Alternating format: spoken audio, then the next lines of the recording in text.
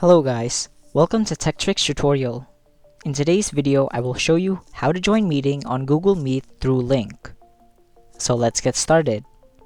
First, you want to grab the link from where you got it from. Let's say it was sent to you by a friend through email or WhatsApp or Facebook or wherever. Anyway, once you have the link, you want to head over to the Google Meet website.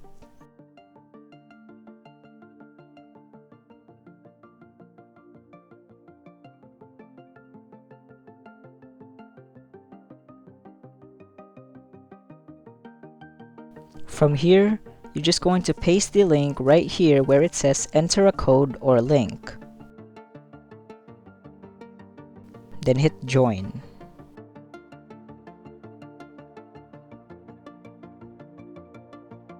And that's pretty much it.